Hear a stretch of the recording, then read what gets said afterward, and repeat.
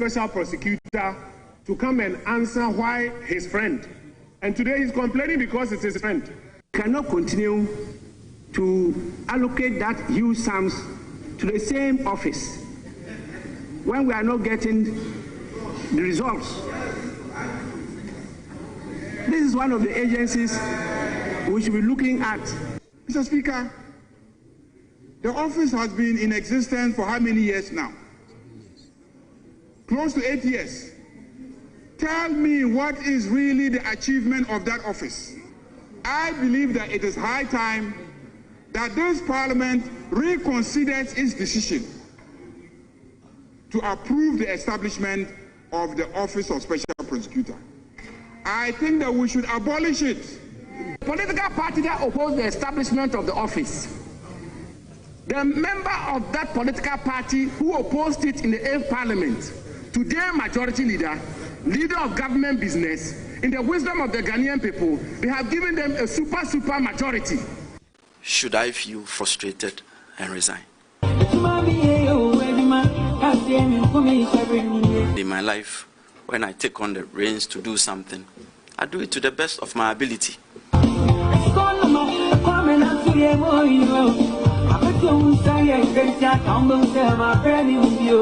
They say I'm a unquanoma. Me me cry about for it. Me hear the me to me. I'm reswa. Eko.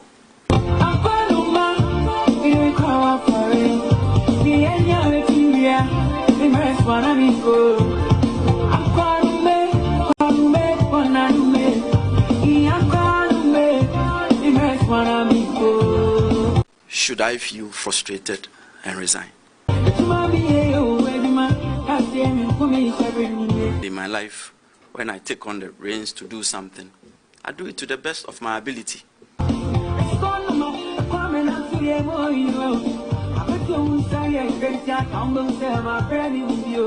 They say I'm a unquanoma. Me me cry about for it. Me hear the me to me. Got on Metro Television. So we're back to the matters regarding the Office of the Special Prosecutor and what appears to be the growing calls for it to be scrapped or collapsed. And that call was given a major boost by the Speaker of Parliament himself, that's Alban Sumana Bagwing, the Right Honourable, who thinks that the office has outlived its usefulness. In fact, he has said it that right from the get-go, he's never really been in support of the idea of setting up the Office of the Special Prosecutor because he thinks that it has no constitutional basis. And so for him, it is only the chickens that have come home to roost. It's a useless office, scrap it. Majority, that's of course according to the Speaker, the majority leader agrees with him. He's in full force. He's in league with what the Speaker of Parliament has said. In fact, you've also seen the MP for, I believe is not Dai, that's Nelson Rock Singh Eche Dapamakwo, who also thinks that, look, judging from everything that's happening, he thinks that the Office of the Special Prosecutor must go. But there are others who also disagree. It's a democracy. People have opinions. Adam Senano, who is one of the foremost authorities when it comes to anti-corruption fight in this country, he doesn't think so. He doesn't think that the Office of the Special Prosecutor must go. He thinks that it's okay for anybody to hold Kisei Jabing accountable and not think that Kisei Jabing is doing a good job. But you can hold a deal with the prosecutor, but leave the office. I don't know where you stand on this, but we're going to kickstart a conversation on this. We don't have a lot of time. We have just about 20 minutes to do this, so my guest would be very mindful of the timing. But the Majority Leader, Mahama Yariga, has called for the abolishment of the Office of the Special Prosecutor, arguing that the institution has failed to deliver on its core mandate 8 years after its establishment. Speaking on the floor of Parliament on Thursday, December 4, during discussions on the arrest and detention of private legal practitioner Martin Kpebu by the OSP, the Boko Central MP said the recent incident reinforces long-standing concerns about the relevance and constitutionality of the office. According to him, Mr. Kpebu's detention after he honored an invitation from the OSP and reportedly engaged in an altercation with the security officers at the entrance was unwarranted and only rectified after intense public pressure. Sorry about this, rectified. It took the intervention of most Ghanaians on social media and people calling the special prosecutor, demanding that he should release the legal practitioner. The Speaker of Parliament, Alban Sumana Bagwing, intervened briefly, stressing that concerns about wrongful arrest and misuse of invitations extend beyond the OSP. I quote him, This matter is so endemic that it doesn't deal with any regime. Let's all be honest, it cuts across all regimes. Even in the Ghana Police Service, the military, the security agencies, they think that when somebody is invited, the person is arrested. The law is very clear on this matter. Now, returning to the issues, the majority leader questioned the constitutional basis and performance of the OSP, insisting that Parliament must reconsider its earlier decision to approve its creation. And it says, I recall vividly, I opposed it. The Hansard will bear me out because I took a position that is unconstitutional to strip the Attorney General of the power to be responsible for the prosecution of criminal cases. He argues that the attempt to redesign the OSP in a manner that appeared aligned with the Constitution was flawed from the outset. The fact that we had to struggle and nuance the whole process clearly betrays the fact that we knew we were doing something that didn't sit well with our constitutional architecture. So if the institution of the Attorney General is adequately resourced and protected by the Parliament, that office would equally deliver. He further questioned the OSP receives substantial allocations while the Attorney General's office, which constitutionally holds prosecutorial powers, remains comparatively under-resourced. Honourable, you have already been reported widely by some of the online portals to have said that you didn't think that the office of the special prosecutor was fit for purpose. Were you captured accurately? No. Okay. My concern is not about the office. My concern is about the person. Okay. And the way he has handled the office. Okay. So fundamentally, I'm of the view that the rationale behind creating the office of the special prosecutor was valid and is still relevant today, because the Constitution, which mandates the Attorney General to be the Attorney General and Minister of Justice, over the years have failed to handle issues of corruption and corruption-related activities in the way and manner that will bring confidence into the Ghanaian people.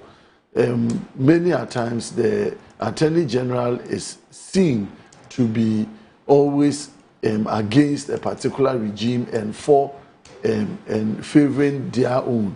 And so there was the need to try and create an office where we call it an independent office to do investigations with prosecutorial powers to be able to also get convictions for people who engage in corruption and corruption-related activities. So the principle behind it for me is valid, particularly when I juxtapose it to what has happened in 2025 when the NDC came to power.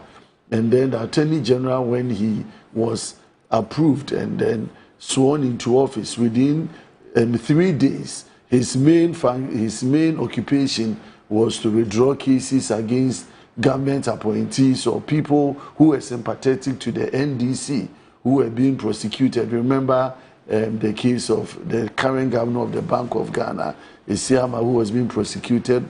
We have the case of, what's the name? The guy has gone to national security.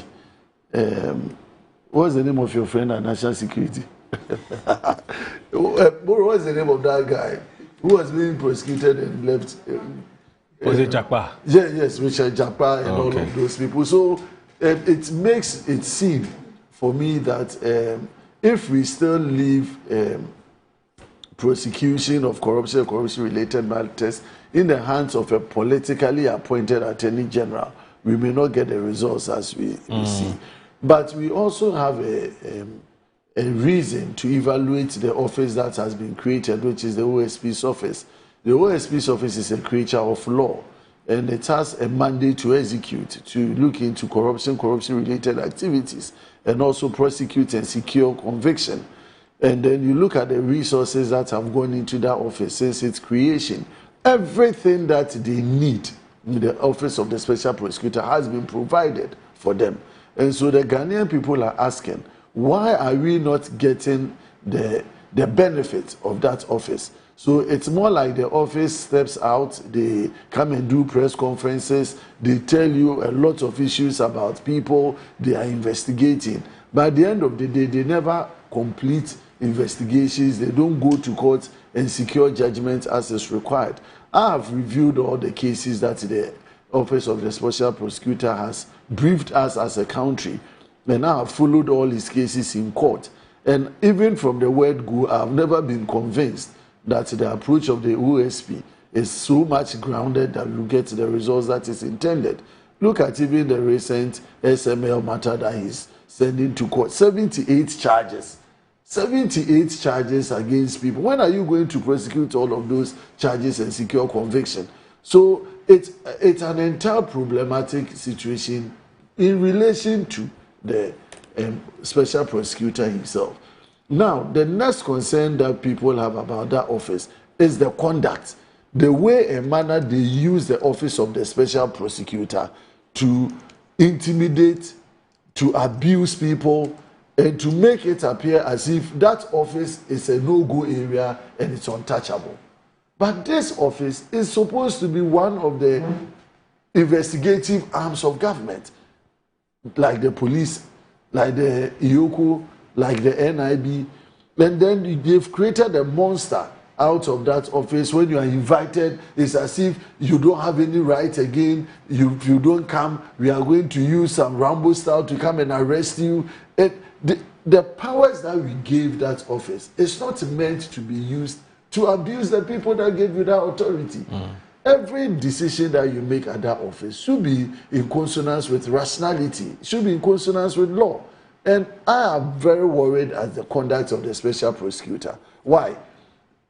Even when people are invited, I have followed many people who have been invited to that office to help in investigation.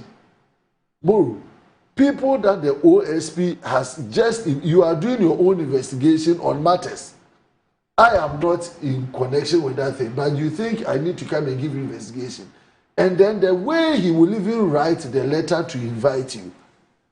And then when you get there, the processes that they take you through, and then as if you yourself that have come to be given information, as if you yourself are under arrest. And then people are worried when they invite you. It's as if it's an area where you go, you cannot come back. And then I'll see what he's doing. You invite someone, the person comes. Those interviews, he said, don't conduct interviews there at our premises. He said he would, and that's why they arrested him. No, so when you arrest the person, for obstruction of duty. When you arrest the person, do you need to detain him? You don't need to detain him. And so you detain him, you want to grant him bail, and you are asking him to produce a bail bond that should be landed security in his name. So you are telling us as a people that when I commit a crime or you are investigating me and you want to give me bail, I should own the property before I'm granted bail. Where did we learn the law from? So the OSP is completely out of order. But why? Is it because it is Martin Kwebu that we are making noise? And that is why I have a worry. The OSP has been conducting this business over the years. MPP, civil society, Ghanaians have raised concerns. Everybody didn't mind, or people didn't care. Now it has touched Martin Kwebu, who is a friend of the NDC today, and so the majority have a reason to come and raise it on the floor and make noise because it is Martin Kwebu. That is not right. No, but that cannot also be factually accurate. In fact, the facts do not bear what you're saying, because you see, you just said, I don't know that you said this, but if we take someone like Speaker Bagui, we've always known his position on the office of the special prosecutor. No, I'm not talking even about their verdict. I'm talking about the venom with which Nelson Dafiame in Parliament. We have time for statements, including when to make urgent statements. Now he breached even that procedure and then went ahead to give that urgent statement. And I'm asking, if not for Martin Kwebu, because this is not the first time the incident have occurred, or the OSP has been conducting himself in that manner. So if not for Martin Kwebu, the NDC leadership wouldn't have found their voices. We've made similar comments about the conduct of IOCO. We've made similar comments about the conduct of the NIB. And it has all not gotten ears. And it is about the system and the way people use those offices to abuse people. It's as if when you are made a chief executive, a special prosecutor, nobody can mention your name. I think so. Now the conversation, and I know the NDC have taken a position that they want to scrap it. This is a position already known. The moment you saw the tangent where the Fiamepo went, and then Mahama Yariga corroborated, and the way they are going, it is very clear that they don't even want to evaluate the usefulness of that office. They said it is a creature of Parliament, and so if Parliament thinks it is not fit for purpose, let us take. And that is the view that my brother colleague Abu Jinapo said, that you have supermajority. If you think you don't need it, bring the bill and then get it through. But I think that I'm very disappointed in the way the office that has been created with good intention is going to end. Okay. And I feel very sorry for the conduct of the OSP and the way he treated people, and including my own brother and friend Martin Pebu. Okay. All right. Eduzi Tamaklo is of the opinion that this office has become a permanent institution in our governance structure. At least, if for nothing at all, let's allow Kisi to expire his 2-year tenure. We can't wait for 2 years. And then, if any decision we taking, that should be taken. I'm talking the Director of Elections, the Director of Legal Affairs of the NDC. Anyway, what are your thoughts? CEO of MPA. He's a big man. Yeah. How do you agree to you, wherever you are? The area means a lot. I agree to you. Anyway, so what do you think? Yes. Let me say good morning to Eduji. He's a very good friend of mine, a colleague in the fight. You work hand in hand, eh? Yes. I mean, as Director of Legal, I've been the Deputy Director of Elections. We work very closely. Right. At the time my boss was there, we were very close working to make sure that we made sure our opponent to get the 38%. He did very well on that aspect. I mean, you see, the Office of Special Prosecution, that was not what was envisaged by the MPP. Go and look at their manifesto, the 2016 manifesto. It wasn't OSP they were looking for. They were looking for an independent investigator. That's what they were looking at. To the extent they were thinking of decoupling the Attorney General office from the Ministry of Justice. I mean, if you check their manifesto, they were talking about something like that. But when they came in, they realized that it was going to be a difficult thing to have that kind of creature. So they quickly changed the whole thing to Office of Special Prosecution. That's why we, at that time, our people, especially Honorable Inu Safasini, who was then the ranking on constitutional and legal and parliamentary affairs in Parliament, stood up strongly against what they were trying to do. Because we saw that what they were trying to do, it was like they were looking for an avenue to prosecute NDC appointees, former President Mahama then. That was their intention. Their intention was just create an avenue because the thing that they wanted quick prosecutions, deal with supposed corrupt activities of the then Mahama administration 2013 to 2016. So they bulldozed their way. They did all manner. You know, they had huge majority at that time. But if that was the case, why then did they appoint Martin Amidu? No, Martin Amidu is NDC. No, I'm saying that, you see, yes. So it couldn't have been that. No, I know. Martin is our bona fide member. Yes. We don't shy away from it. Right. But you know him, he's an independent person when it comes to his thoughts. Right. Except for that one, he doesn't blink an eye when he's giving his thought. Okay. He will come after you when he need be. Right. And so he's independent of himself. But he's our founding member. It's somebody we cherish, we look up to. We the young guys in the revolution and all that. And so they came in, saw the wisdom in putting him in there to do the job. But along the line, Venerable Martin Amidu realized that this was not a group which were interested in fighting corruption. Because he christened them as the mother serpent himself at the Flagstaff House.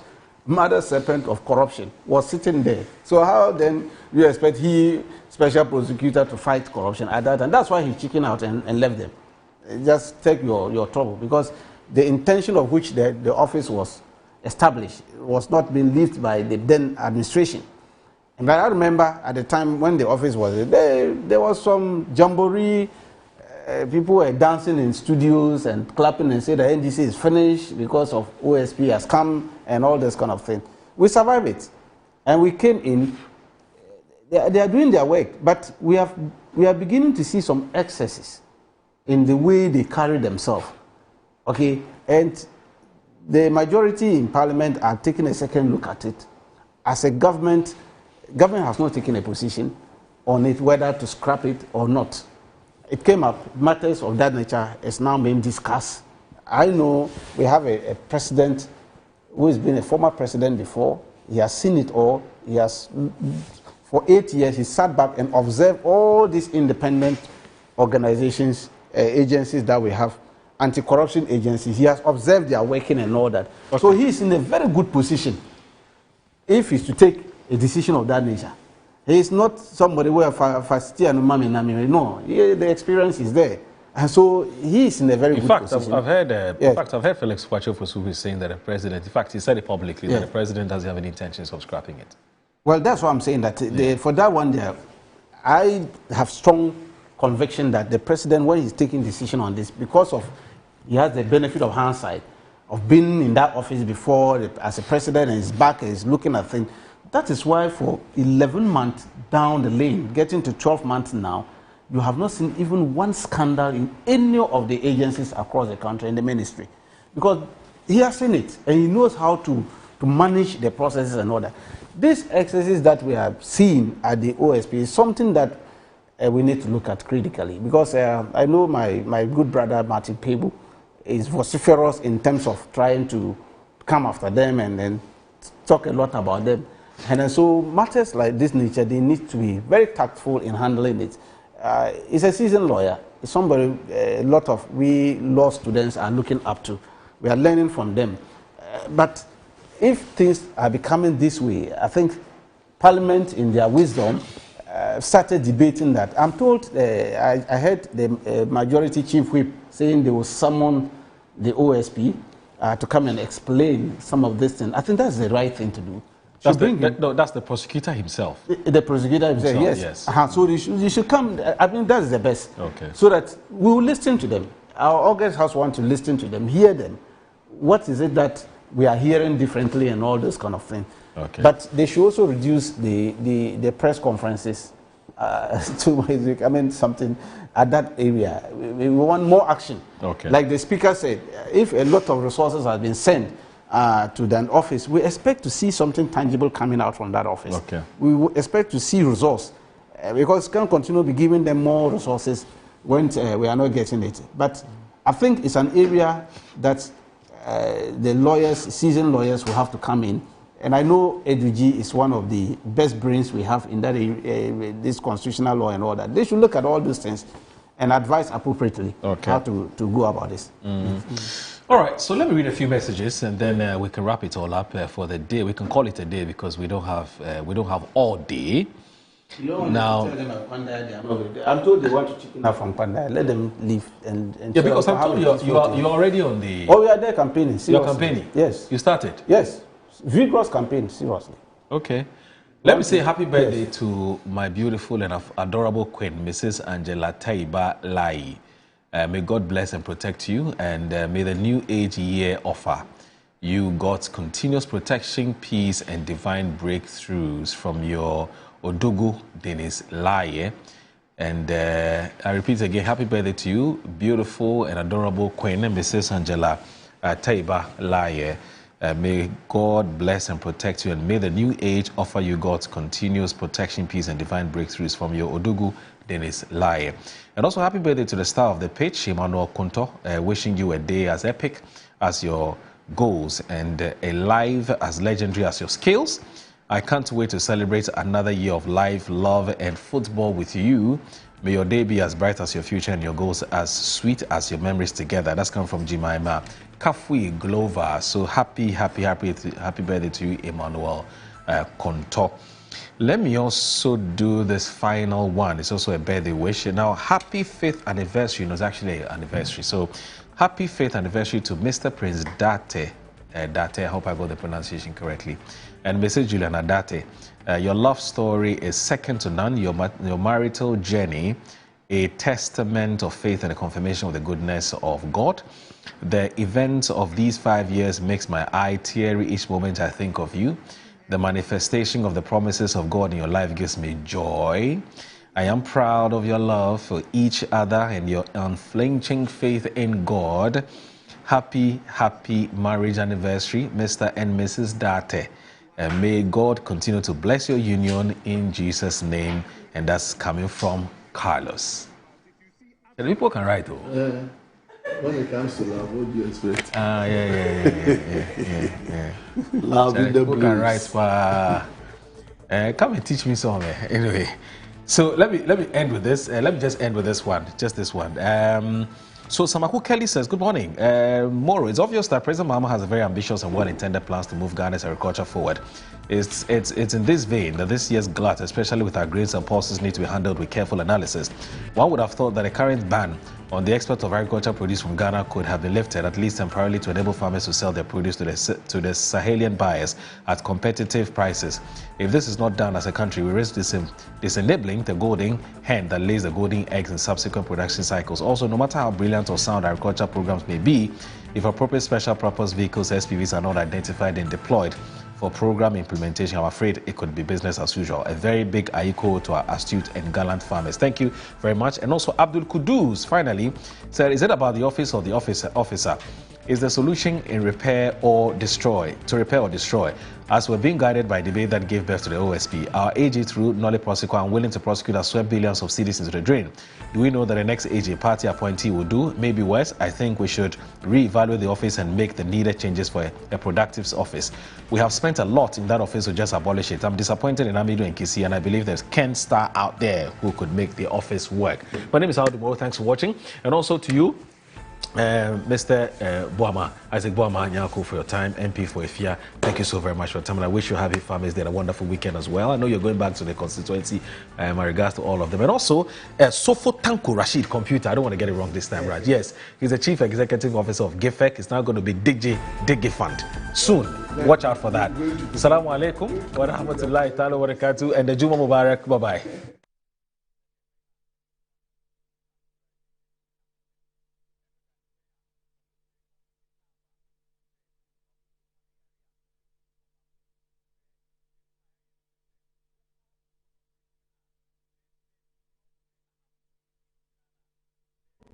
In the skies, at sea, and on land, we have eyes everywhere.